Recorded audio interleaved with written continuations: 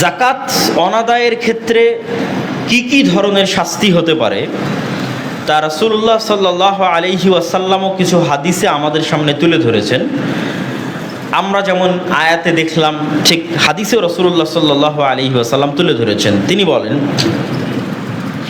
মা মিন আহাদিন লা ইউআদ্দি যাকাতা মালিহি ইল্লা মুসিলা লাহু ইয়াউমাল কিয়ামাতি শুজাআন আকরা।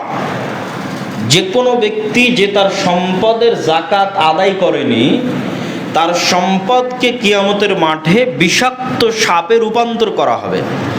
হাত্তা ইতাওয়াকু বিহি উনুকাহ, এবং এই বিষাক্ত সাপকে তার গলায় পেঁচিয়ে দেওয়া হবে, এবং এই বিষাক্ত সাপ তাকে ছোবল মারতে থাকবে আর বলতে থাকবে, আনা কানজুক আনা মালুক, আমি তোমার সেই সঞ্চিত সম্পদ যা তুমি দুনিয়াতে জমা করে রেখেছিলে।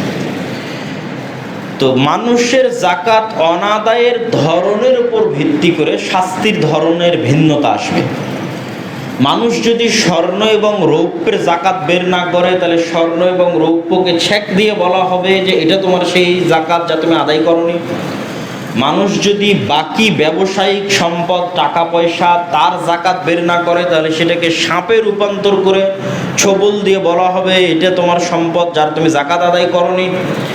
মানুষ যদি গরু, ছাগল, উট, ভেড়া, মহিষ, চতুষ্পদ জন্তুর যাকাত বের না করে, তাহলে চতুষ্পদ জন্তুকে শিং দেওয়া হবে, বড় বড় খুর দেওয়া হবে।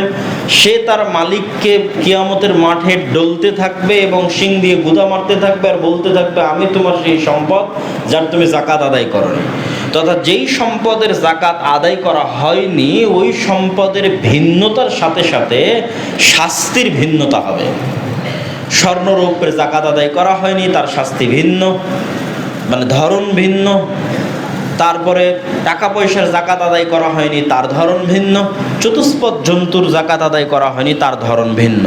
তবে প্রত্যেকেই বলবে যে আমি তোমার সেই সঞ্চিত সম্পদ যার তুমি যাকাত আদায় করনি, আজকে মজা এবং সুস্বাদু স্বাদ তুমি আস্বাদন করো।